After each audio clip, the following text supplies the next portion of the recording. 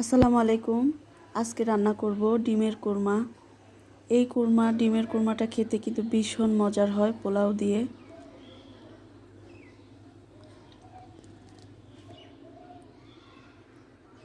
তো ডিমের কোরমাটা রান্না করতে করতে যা যা লাগছে, প্রথমে আমি এখানে তেল দিয়ে দিলাম।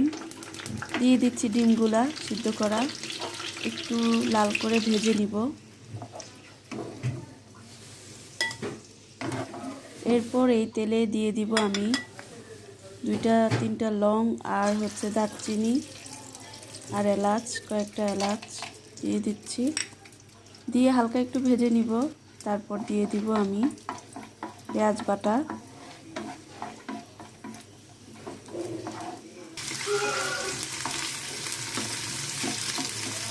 পেঁয়াজ বাটার সাথে দিয়ে দিলাম একটু পরিমাণ মতো লবণ। এরপর দিয়ে দিচ্ছি আমি বাদাম বাটা, দিয়ে দিয়েছিলাম একটু আদা রসুন বাটা।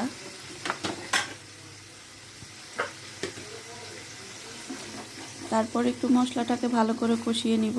এরপর দিয়ে দিব আমি একটু লাল মরিচের গুঁড়া আর দিয়ে দিব সামান্য একটু ধনিয়ার গুঁড়া।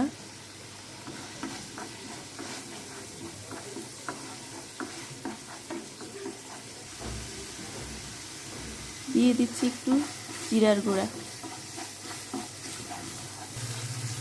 দিয়ে মশলাটা কষিয়ে আমি এখানে দিয়ে দিচ্ছি দুধ।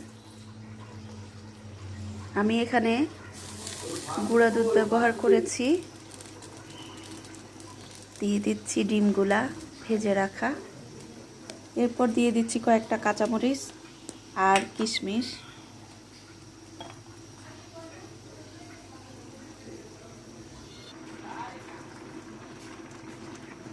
তারপর দিলাম একটু চিনি।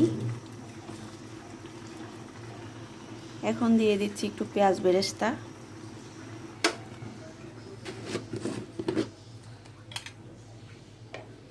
পরিশেষে দিয়ে দিব একটু ঘি দিলে ফ্লেভারটা ভালো আসে।